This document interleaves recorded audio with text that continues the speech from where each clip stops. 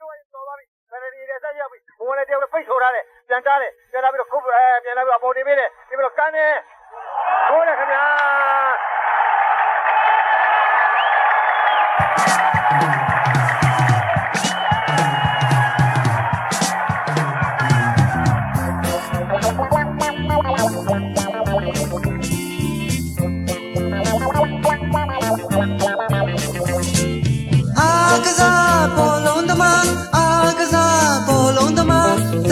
ခိုင်မာပေါ်လုံးသမားတွေဟာအာကစားပေါ်လုံးသမားအာကစားပေါ်လုံးသမားစိတ်တက်ခိုင်မာပေါ်လုံးသမားတွေဟာပေါ်လုံးသမားရှိပြေနောက်လိုက်ပေးယူညီမြပါဒါမှတစ်ဖက်ကိုအနိုင်ရဖို့တော့စိတ်ခိုင်ခိုင်ထားမှာတကူကောင်းစိတ်ထားမမွေးနဲ့တကယ်တမ်းဒီပွဲကြမှာမင်းကြောင့်ဒီလိုရှုံးပြီးမပြန်ခြင်းဘူးဘောလုံးသမားလို့ရှိပြေးနောက်လိုက်အတွေ့လို့ညီစံပါဒါမှအချစ်ရဲ့ငါနဲ့မင်းရဲ့အချစ်ဟာခိုင်မြဲမှာတကူကောင်းအချစ်များမမွေးနဲ့နောက်များအလိုမကြတော့မှမင်းကြောင့်မောင်လေးအသေးကွဲတော့မခံဘူး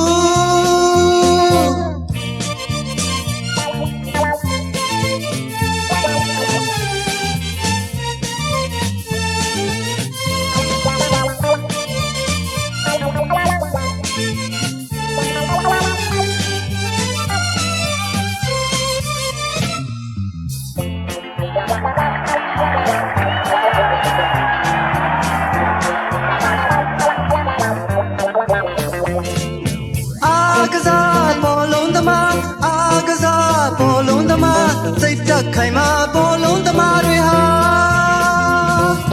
အာကစားပေါ်လုံးသမားအာကစားပေါ်လုံးသမားစိတ်တက်ခိုင်မာပေါ်လုံးသမားတွေဟာပေါ်လုံးသမားရှိပြေးနောက်လိုက်အပေးယူညီမြပါဒါမှတစ်ဖက်ကိုအနိုင်ရဖို့တော့စိတ်ခိုင်ခိုင်ထားမှာ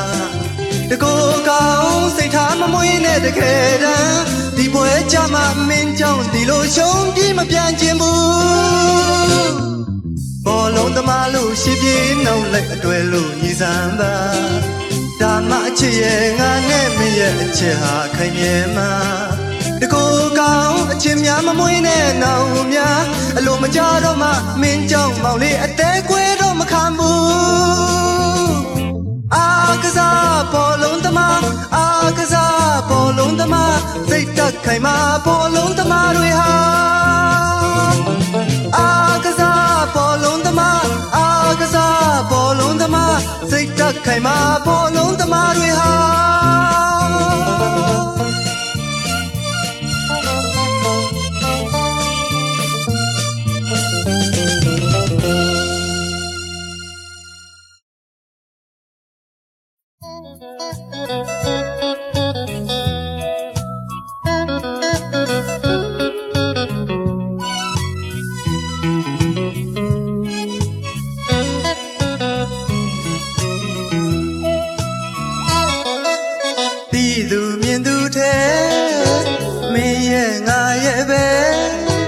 ချက်တဲ့ဆိုစကားမပြောနဲ့ချစ်သူရဲ့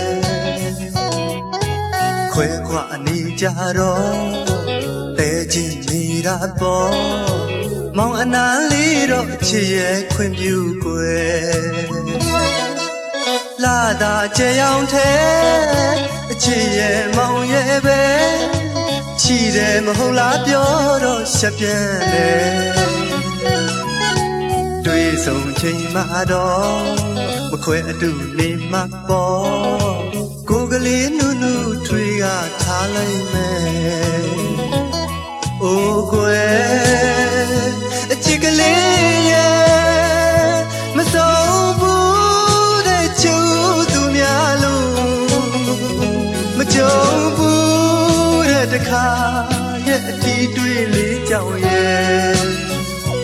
ရင်ခုန်သာစီလို့မောင်အချစ်ကိုလင်းနေသလိုကွယ်အရှမ်းကိုနိုင်လို့နဲ့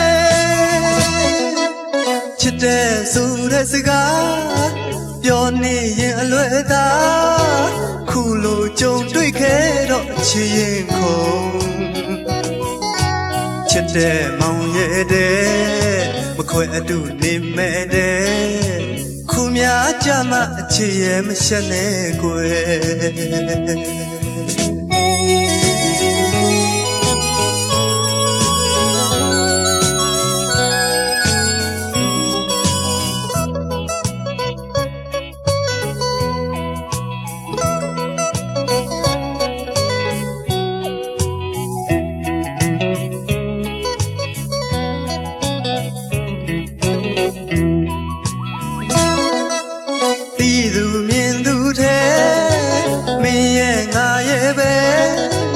ချက်တဲ့ဆိုစကားမပြောနဲ့ချစ်သူရဲ့ခွဲခွာနေကြတော့ပဲချစ်နေတာပေါ့မောင်အနာလေးတော့ချစ်ရဲ့ခွင့်ပြုခွဲလာတာကျဲရောင်တဲ့အချစ်ရဲ့မောင်ရဲ့ပဲရှိတယ်မဟုတ်လားပြောတော့ရှက်ပြန်တယ်တွေ့ဆုံချိန်မှာတော့မခွဲအတူနေမှာပေါ့ကိုယ်ကလေးနုနုထွေကထားလိုက်မယ်အိုးကွယ်အချစ်ကလေးရဲ့မဆုံးဘူးတဲ့ချူသူများလို့မကြုံဘူးတဲ့တခါရဲ့အထီးအတွေ့လေးကြောင့်ရဲ့ချစ်ကိုနေနေတလို့ကွယ်အချက်ပေါ်နိုင်လို့နဲ့ချစ်တဲ့ဆိုတဲ့စကားပြောနေရင်အလွယ်သာခုလိုကြုံတွေ့ခဲ့တော့အချစ်ရင်ကိုချစ်တဲ့မောင်ရဲ့တဲ့မခွဲအတူနေမဲ့တဲ့ခုများကြမှာအချစ်ရဲ့မရှက်နဲ့ကွယ်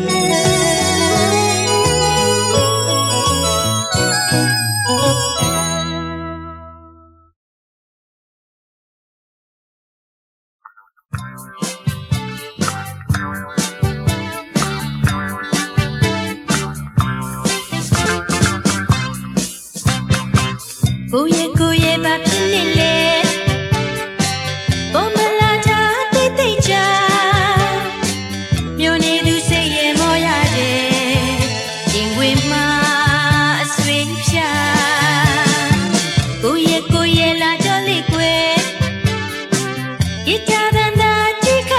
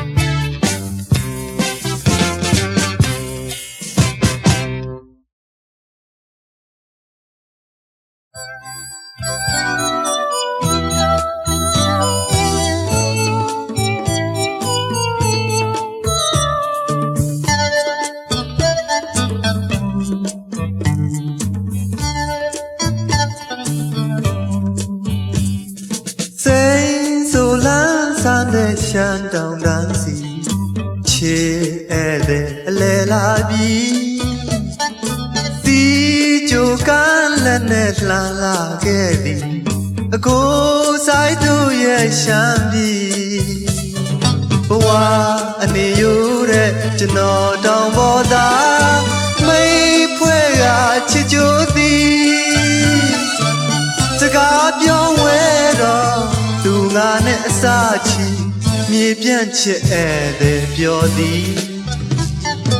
ရဲ့တွေနှောင်းခဲလို့တနေ့မှရှိမည်ချစ်ဧည့်သည်ပြန်လို့ပြီတာပိုင်ခွင့်မရှိတော့ဆွေးကြံခဲ့သည်အကိုဆိုင်လွမ်းရတော့မည်မြဲရည်စဲနဲ့သူငိုနေပြီ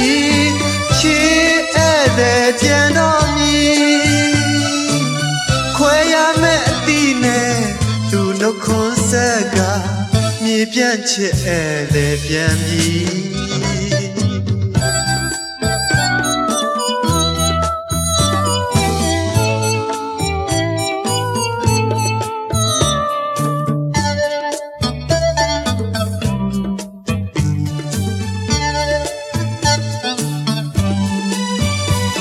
ဘဝအနေယူတဲ့ကျွန်တော်တောင်ပေါ်သားမိတ်ဖွဲ့ကချစ်ကြိုသည်စကားပြောဝဲတော့သူငါနဲ့အစာချီမြေပြန့်ချစ်ဧည့်သည်ပြောသည်ရဲ့တွေနှောင်းခဲလို့တနေ့မှရှိမည်ချစ်ဧည့်သည်ပြန်လို့ပြီတာပိုင်ခွင့်မရှိတော့ဆွေးကြံခဲ့သည်အကိုဆိုင်လွမ်းရတော့မည်မြဲရည်စဲနဲ့သူငိုနေပြီချစ်ဧည့်သည်ပြန်တော့မည်ခွဲရမယ့်အသည့်နဲ့သူနှုတ်ခွန်းဆက်ကမြေပြန့်ချစ်ဧည့်သည်ပြန်ပြီ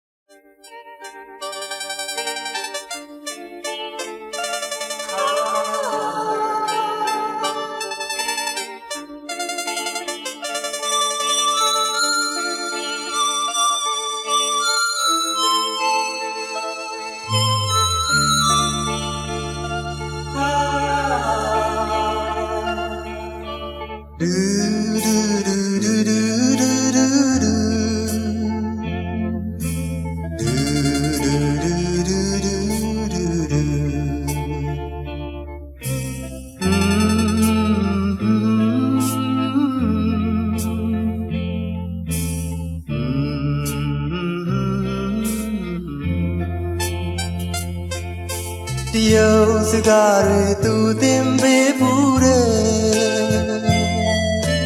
ဟိုတစ်ချိန်ခါနှစ်ကိုယ်တုန်းကရဲ့ချစ်တယ်ပဲလို့ပြောသလဲကွယ်ဖြေမလို့နဲ့သူလေးရှက်နေတယ်သူကပြောလာတယ်ခင်လည်းဆိုမမီးနဲ့ဒီလိုချစ်ကြောင်တွေမဖြေချင်ပါဘူးတဲ့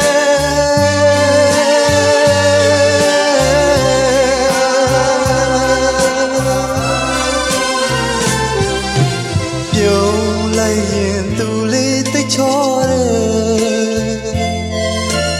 ခင်မင်ဖော်၍သူလေးတယုံမရဲ့တယုံစကားလို့သူကပြောသေးတယ်ခင်မင်နေတာကကောင်းမဲ့တယ်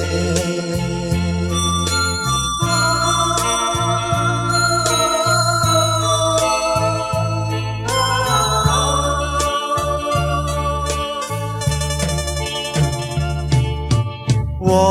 送你一束玫瑰花，表示我爱慕你。玫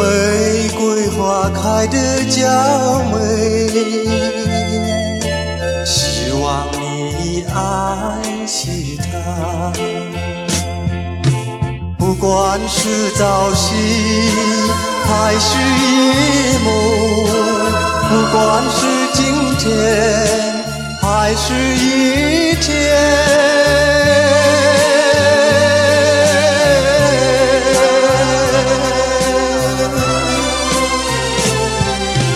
玫瑰花带着芳香，温习在你心里，代替我每天祝福你，祝福你平安过一生。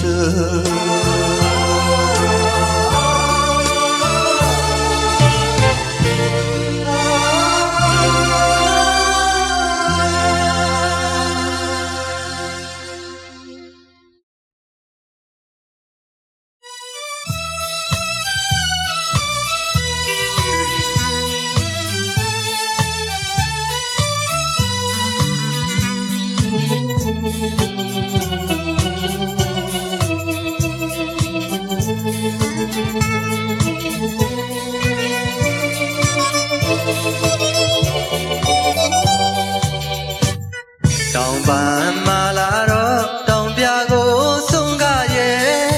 ကြောခိုင်းလို့သူလေးထွက်သွားတယ်ကြံကနေနေခဲ့ကျင်နာတဲ့နှစ်ဖို့ကိုနှုံးဆက်ဖို့တောင်မှမေ့သွားသလားတောင်ပြကိုဆုံးကရဲ့ကြောခိုင်းတဲ့ငငယ်ရဲ့ကြောခိုင်းတဲ့ငငယ်ရဲ့မင်းသွားညီမဲ့အဖော်တများဟာအဖော်ဟောင်းလုံးနဲ့ပေါ်များအကျဉ်းနာစိတ်ထားမလားမင်းရောက်မဲ့နေရတကယ်လို့သာနေရဟောင်းလုံးအနေမကောင်းရင်ပြန်လာခဲ့ပါကြံနေတဲ့နဲ့ဖော်များထောက်စင်ခွင့်လို့မှာခေါ်ချိန်မှာပြန်လာပါအချိန်တွေခါမနှောင်းခင်မှာမင်းရဲ့ဘဝနဲ့မထိုင်သေးပါမျောကနေရှာခဲ့ကျင်နာတဲ့နှစ်ဖို့ဟာမင်းရဲ့စိတ်ခွဲရအပြစ်ပြောစရာစကားမရှိခဲ့ပါပြန်လေကလက်အလားကိုတန်တလို့စောင့်နေစေတန်တလို့စောင့်နေစေ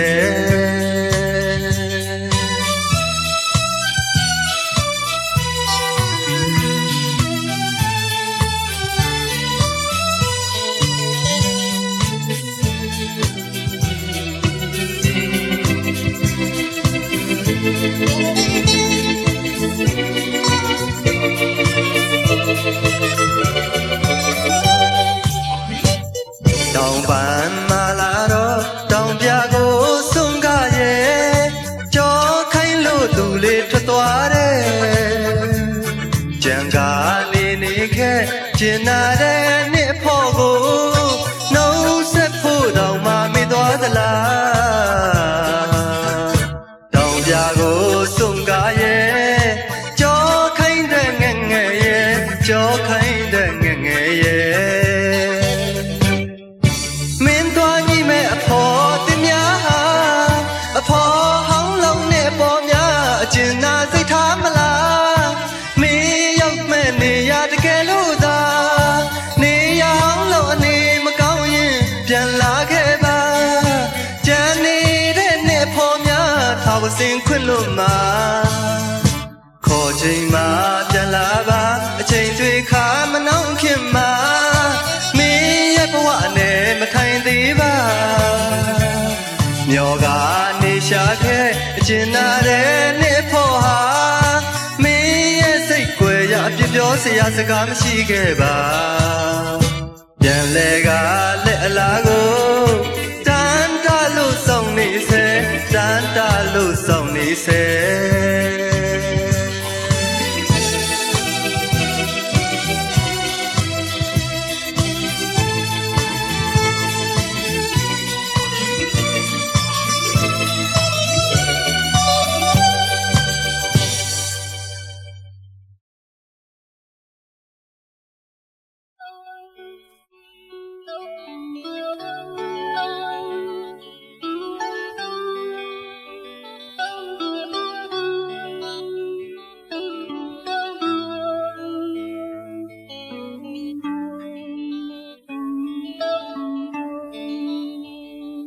လာ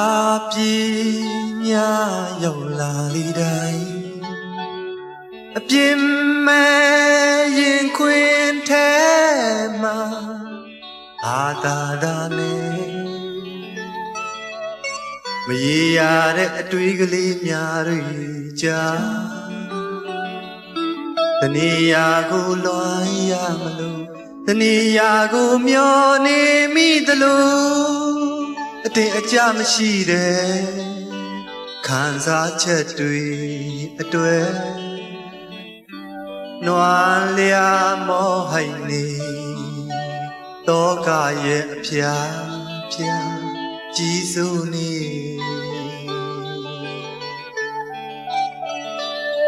လာပညာရောက်လေတိုင်းစိတ်တစအမြင်တွေမုံရီပြလာရောက်အောင်မှာတွေ့မြင်နေစမြဲစိတ်တစလာပညာရဲ့စိတ်တစလာပညာ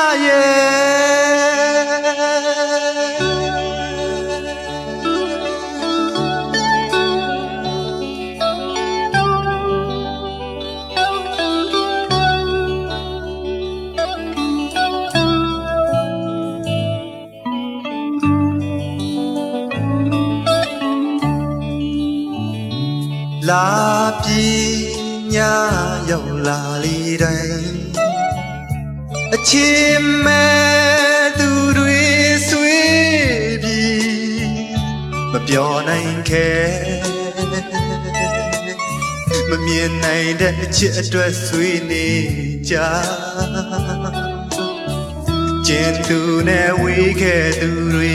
လူမမြင်ရအခွဲမှာရှိုက်ကားကိုခံစားချက်နဲ့စံစားတတ်သူတွေတေးတချင်းကြီးလို့နေလောကရဲ့သားရလှပနေ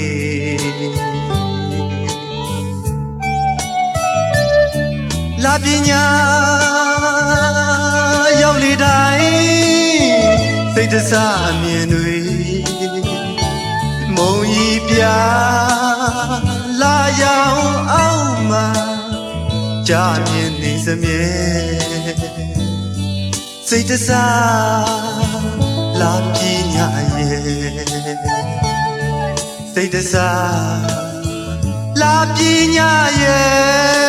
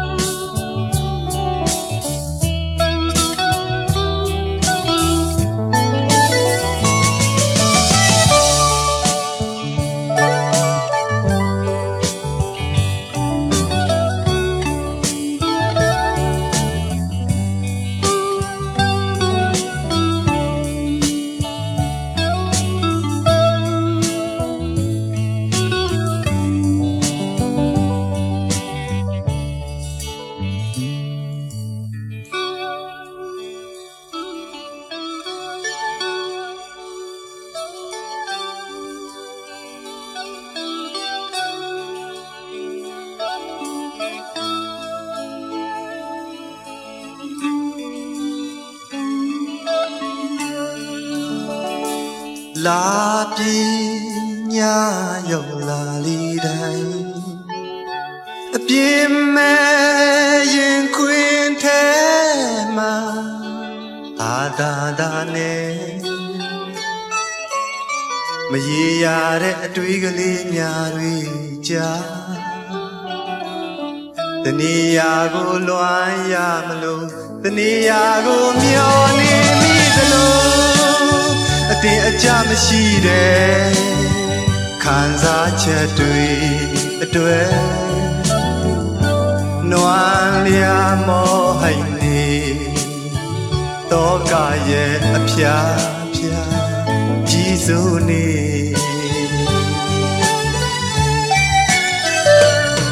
လာပညာရောက်လေတိုင်းစိတ်တစားအမြင်တွေမုံရီပြလာရောက်အောင်မှာကြာမြင်နေစမြဲစိတ်တစားလာပညာရဲ့စိတ်တစားလာပညာရဲ့စိတ်တစားလာပညာရဲ့မင်းကြောင့်စီလူလွန်ရပြီစိတ်တစားလာပညာရဲ့မင်းကြောင့်စီလူဆွေရပြီလာပညာစိတ်တစားလူစိတ်တစားလာပညာရဲ့စိတ်တစားလာပညာရဲ့စိတ်တစားလာပညာရဲ့မင်းကြောင့်ဒီလူလွန်ရပြီစိတ်တစားလာပညာရဲ့မင်းကြောင့်ဒီလူဆွေရပြီလာပညာစိတ်တစားလူစိတ်တစားလာပညာရဲ့စိတ်တစားလာပညာရဲ့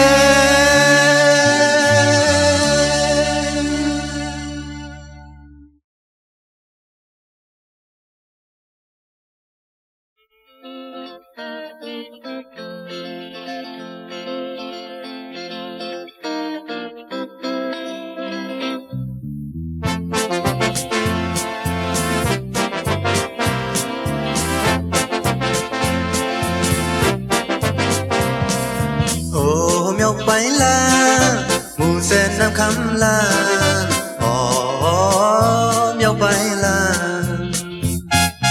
အိုးမြောက်ပိုင်းလမ်းမူဆယ်နှံခမ်းလမ်းအော်မြောက်ပိုင်းလမ်းမူဆယ်နှံခမ်းလမ်းကလေးကတော့တာယာလာခဲ့တယ်လို့ဆိုပြေစိမ့်လန်းတဲ့တော့နဲ့တောင်ဆွဲရကြမှာ GMC လိုကားကြီးတစ်စင်းကဟိုရိုင်းတရိုင်းသွားတခါတလေအိုကားပွက်နစ်ခဲ့ရင်ခရီးသည်တွေရဲ့အော်ခဏအစင်းပါမူဆယ်နှံခမ်းကားနောက်လိုက်တဲ့စပရာလေးခမညာစီပေပေနဲ့ရွှမြလူလို့တကယ်ကိုပင်ပန်းရှာဒါကိုအပြူကလေးများကကြည်ရနိုင်တယ်မတနာစပရာမှလည်းအသေးနဲ့ချစ်တတ်ပါတဲ့ခရီးသည်ကုန်တဲ့အပြူမလေးယာတခါတလေလမ်းမှာဒုက္ခရောက်လို့ထိုင်ကငိုတဲ့အဖြစ်တွေခရီးသည်လူအများဝမ်းစာကိုရှာစားလို့သားသမီးလုံးကျွေးရတဲ့ဘုံကမလွယ်အမျိုးမျိုးဒုက္ခတွေနဲ့ရဲ့တခါတလေလမ်းမှာဒုက္ခမျိုးမျိုးကြုံရနေမလွယ်တဲ့အဖြစ်တွေခရီးကြတာမဆမ်းဘူးလမ်းတွေတကယ်ကိုကြာလို့ရှေ့ကပြင်းလို့နောက်ပြန်နေရတယ်အမျိုးမျိုးဒုက္ခတွေနဲ့ကိုယ်အိုးမြောက်ပိုင်းလမ်းမူဆယ်နှံခမ်းလမ်းအော်မြောက်ပိုင်းလမ်းအိုးမြောက်ပိုင်းလမ်းမူဆယ်နှံခမ်းလမ်းအော်မြောက်ပိုင်းလမ်း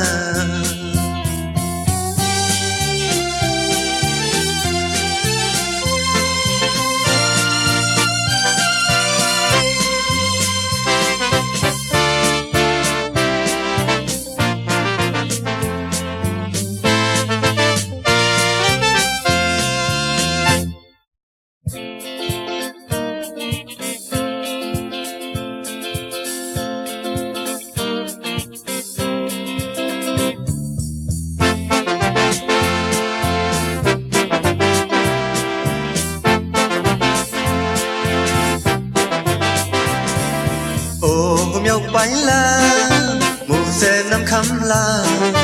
အော်မြောက်ပိုင်းလန်းအိုးမြောက်ပိုင်းလန်းမူဆယ်နမ်ခမ်းလာအော်မြောက်ပိုင်းလန်းမူဆယ်နမ်ခမ်းလန်းကလေးကတော့တာယာလာခဲ့တယ်လို့ဆူဆူပြေးစိမ့်လန်းတဲ့တော်နဲ့တောင်ဆွဲတွေကြမှာ GMC လိုကားကြီးတစ်စင်းကဟိုရိုင်းတရိုင်းသွားတကားတလေအိုကားပွက်နစ်ခဲ့ရင်ခရီးသည်တွေရဲ့အော်ခဏစင်ပါမူဆယ်နှခမ်းကားနောက်လိုက်တဲ့စပရာလေးခမညာစီပေပင်နဲ့ရှုံများလူလို့တကယ်ကိုပင်ပန်းရှာဒါကိုအပြုတ်ကလေးများကချီရနိုင်တယ်မတနာစပရာမှာလဲအသေးနဲ့ချစ်တတ်ပါတဲ့ခရီးသည်ကုန်တဲ့အပြိုမလေးယာတခါတလေလမ်းမှာဒုက္ခရောက်လို့ထိုင်ကားငိုတဲ့အဖြစ်တွေခရီးသည်လူအများဝမ်းစာကိုရှာစားလို့သားသမီးလှုပ်ကြွေးရတဲ့ပုံကမလွယ်အမျိုးမျိုးဒုက္ခတွေနဲ့ရဲ့တခါတလေလမ်းမှာဒုက္ခအမျိုးမျိုးကြုံကနေမလွယ်တဲ့အဖြစ်တွေခရီးကြတာမဆမ်းဘူးလမ်းတွေတကယ်ကိုကြာလို့ရှေ့ကပြင်းလို့နောက်ပြတ်နေရတယ်အမျိုးမျိုးဒုက္ခတွေနဲ့ကိုယ်အိုးမြောက်ပိုင်းလန်းမူဆယ်နမ်ခမ်းလန်းအော်မြောက်ပိုင်းလန်းအိုးမြောက်ပိုင်းလန်းမူဆယ်နမ်ခမ်းလန်းအော်မြောက်ပိုင်းလန်း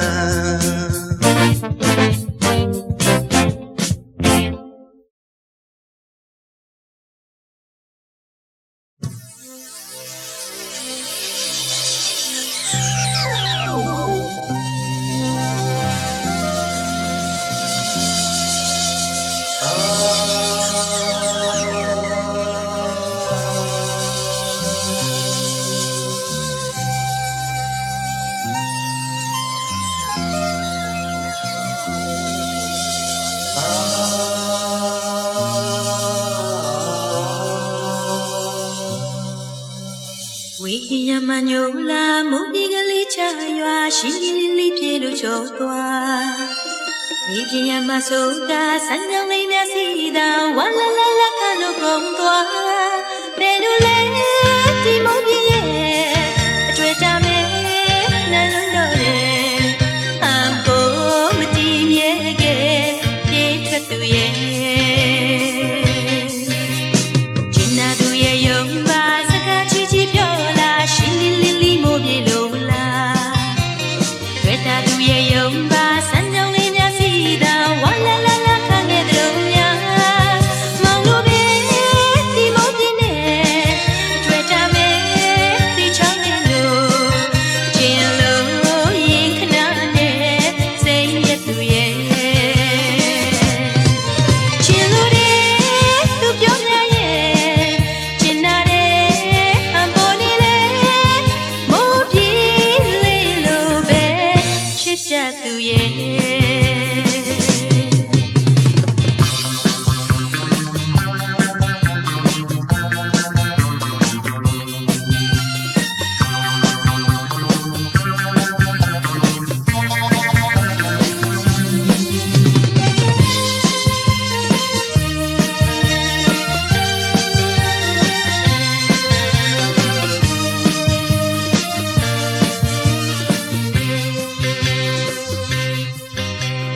ဝေးရမညိုလာမုန်ဒီကလေးချရွာရှင်းလင်းလင်းလေးပြေလို့ကြောက်သွားဒီပြင်းရမဆိုကစံကြောင်လေးများစီတာဝါလာလာလာခါလို့ကုန်သွားဘယ်လိုလဲဒီမုန်ဒီရဲ့တွေ့တာမယ်နှလုံးတော်ရဲ့ဟန်ဖို့မတည်မြဲခဲ့ပြေးထွက်သူရဲ့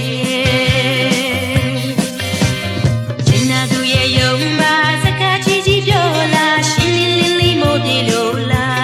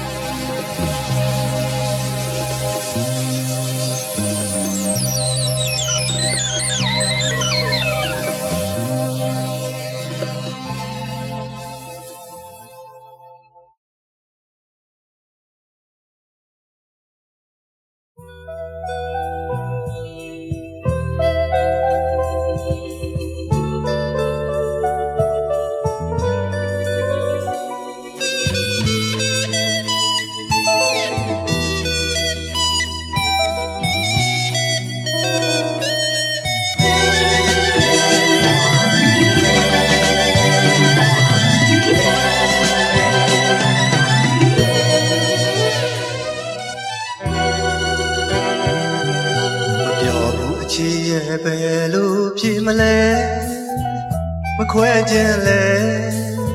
ဝေးရအောင်မယ်အတီးစိတ်ဝင်လာဖြစ်သမျှတွေဟာဘဝခရီးမဖြောင်းလို့သာပဲရင်မအောင်မေးလို့သာဖြေတော့ချစ်ရဲ့မကြခင်မှာမင်းစီကိုပြန်ခဲ့ပါမယ်မပြောဘူးအချစ်ရဲ့ဘယ်လိုဖြစ်မလဲမခွဲခြင်းလဲဝေးရအောင်မယ်အတီးစိတ်ဝင်လာဖြစ်သမျှတွေဟာဘဝခရီးမဖြောင်းလို့သာပဲရင်မအောင်မေးလို့သာဖြေတော့ချစ်ရဲ့မကြခင်မှာမင်းစီကိုပြန်ခဲ့ပါမယ်ဘယ်လိုကြောင့်လဲကြုံလာခဲ့လဲအစင်သာကိုအနာမအမြဲရှိနေမယ်ယုံပါချစ်ရဲ့အာရဲ့မငယ်နဲ့ဘဝအကြောင်းမလာခင်သူခင်လန်းကိုဖြတ်ရမှာပေါ့ကြုံခဲ့ရတဲ့မပြေလဲတာတွေအိမ်မက်လို့ပဲသဘောထားလိုက်ပေါ့မေ့လိုက်ပါလေပဝန်းကျင်ရဲ့တွေးထူတဲ့စကားတွေကိုသင်ချင်ကစဉ်းစားပါအလွယ်မဆုံးဖြတ်နဲ့မတော်လို့များအချစ်အိမ်ကလေးပျက်စီးသွားမှာဆို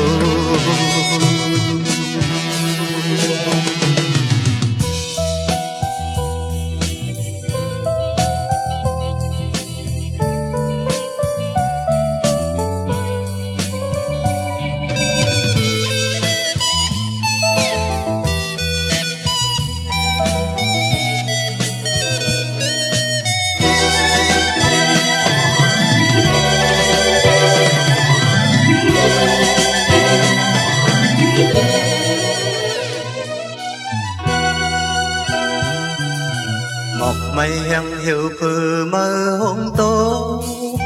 ต้องร้อนก่อห้องหมอยิ้มใจยินข้อคมยาว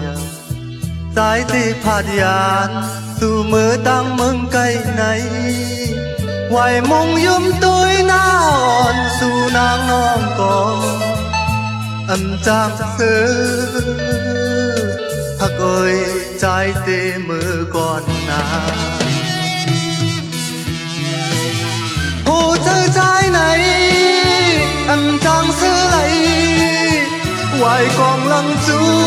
กันห้องเตผัดยานสู่แลเฮาให้อยู่ไว้ในใจอยากตุยหน้ากันน้ำตาลงย้อยห้องเตผัดยาน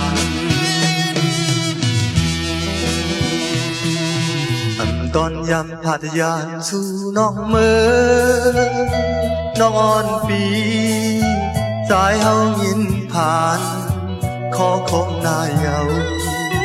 สายที่สั่งลาดขอความตั้งพักอ่อนไว้อยู่ลีลีคำน้องอ่อนเฮาใจตั้งใจอำหึงนานสายเตปอกขึ้นมาอยู่จัง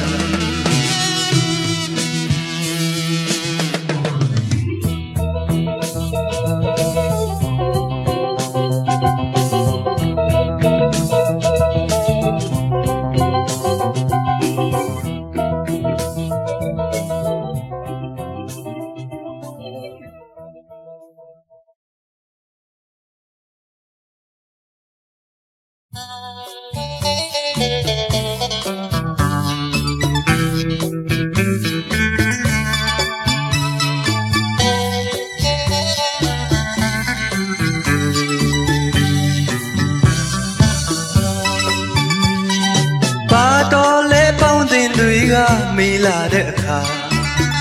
ငါမှဖြေစရာစ ကားရဲ့မရှိပါငါရီးစားလို့ပြောပြန်လဲအပြစ်ပြောကြတော့မယ်အချစ်ကိုအလိုလိုက်လွန်းတဲ့သူရဲ့တဲ့ဘူစာတတ်တဲ့အချစ်ကလေးကြောင့်ခက်ရပြီကွယ်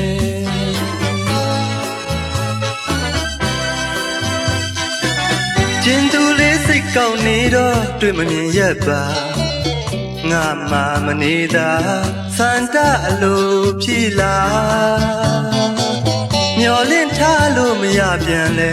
နှွဲ့ဆိုးဆိုးလို့ရဲ့သူ့အလိုမလိုက်လျောတဲ့အကိုရဲ့တဲ့ငိုရီအချွဲနဲ့အချစ်ကလေးကြောင့်ယူရပြီကိုယ်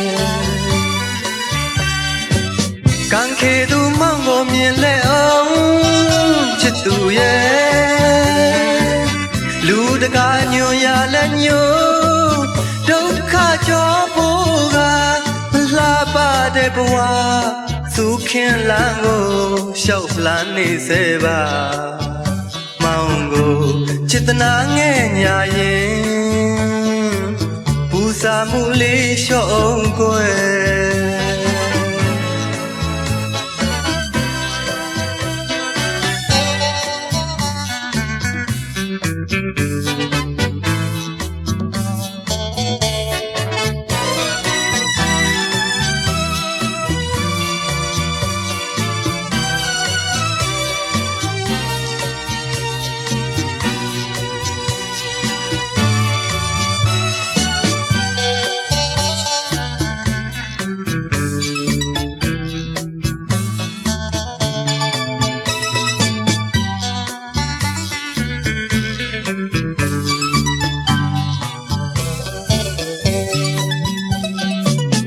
တော်လဲပေါင်းတင်တွေကမေးလာတဲ့အခါငါမှဖြေစရာစကားရဲ့မရှိပါငါရီးစားလို့ပြောပြန်လဲအဖြစ်ပြောကြတော့မယ်အချစ်ကိုအလိုလိုက်လွန်းတဲ့သူရဲ့တဲ့ဘူစာတတ်တဲ့အချစ်ကလေးကြောင့်ခက်ရပြီကိုယ်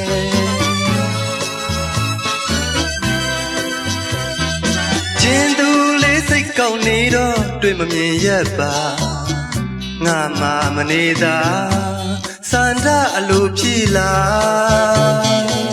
မျောလင့်ထားလို့မရပြန်လဲနှွဲ့ဆိုးဆိုးလို့ရဲ့သူ့အလိုမလိုက်လျောတဲ့အကိုရဲ့တဲ့ငိုရီအချွဲနဲ့အချစ်ကလေးကြောင့်ယူရပြီကွယ်ကံခေသူမောင်ကိုမြင်လဲအောင်ချစ်သူရဲ့လူတကာညွန်ရလဲညွန်ဒုက္ခကြောဖို့ကမလှပတဲ့ဘဝသူခင်လန်းကိုရှောက်လာနေစေပါမောင်ကိုจิตနာငဲ့ညာရင်ဘူစာမှုလေးရှော့အောင်ကိုယ်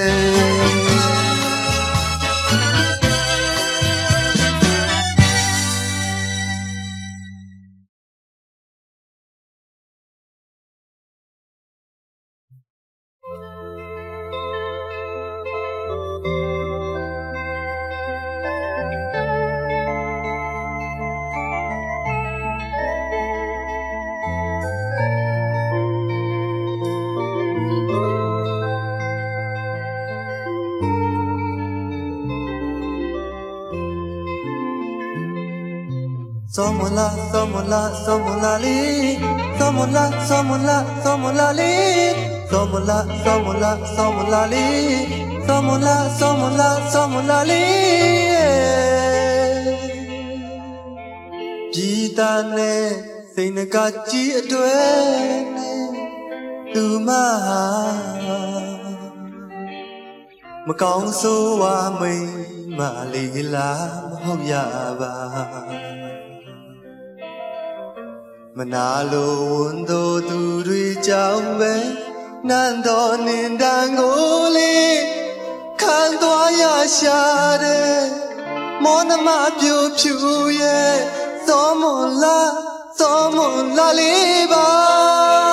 ရင်နာစရာတွေရင်မပိတ်ထွေးလို့ဖြစ်ချမ်းပြီကိုပြန်လန်းခဲ့ရတယ်နမ်ခမ်းနဲ့မူစဲနှမျိုးကြားကဆယ်လန့်ရွာဥပေါ်ရဲ့ဟောကိုရွယ်မှန်းလာခဲ့ပြီဒါပေမဲ့လေးမရောက်နိုင်ခဲ့ပဲနန်းတော်ကိုလေးလွာလို့တော်တာများဖြစ်ရနွားလျာလာရောပေါ်အမောဖြစ်အောင်နာပါအောင်တထောက်လာဦးအဖေလာကျုံးမဲ့ပေါ်နဲ့လူရင်တွေ့စုံပြုံပြောကြရဝမ်းသာမြည်ပင်ပါလာတဲ့ခရီးချမ်းကြီးတွေကြောင်းလာနှလုံးသားမှာ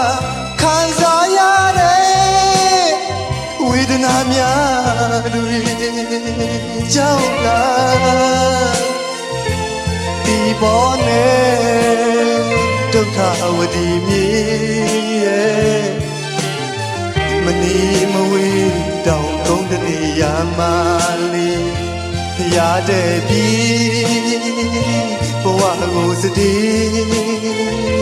သွားရတာဝမ်းနဲ့စရာကြေကွဲစရာချစ်လျက်နဲ့ရင်မကြေကွဲတာဒီအဖြစ်ဟာအမဲဆက်ကလေးတစ်ဆက်လို့ထင်နေမင်းကြည့်ရဲ့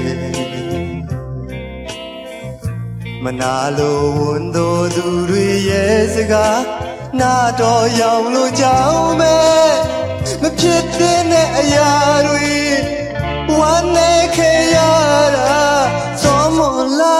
တဲ့တင်ဟာစားရင်နာစရာတွေရင်မပိတ်ထွေးလို့ဖြစ်မပြောလို့တော့လည်းမိထားမရပါ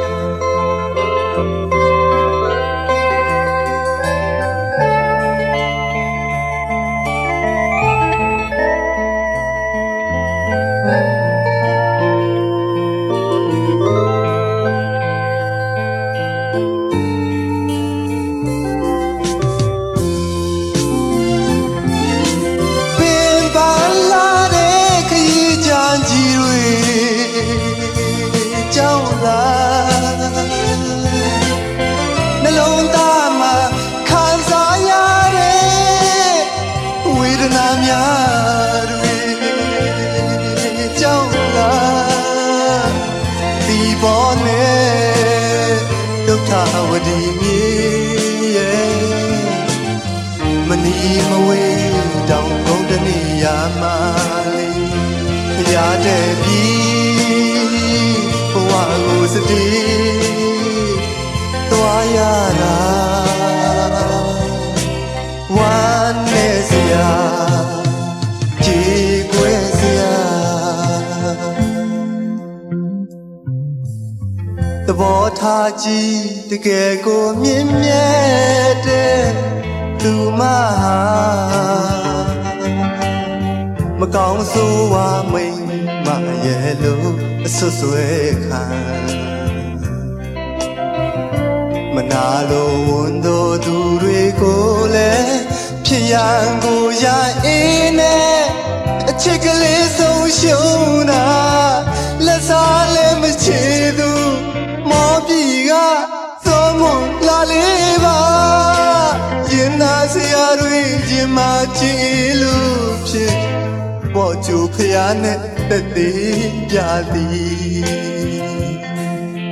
သောမလာသောမလာသောမလာလေးသောမလာသောမလာသောမလာလေးသောမလာသောမလာသောမလာလေးသောမလာသောမလာသောမလာလေး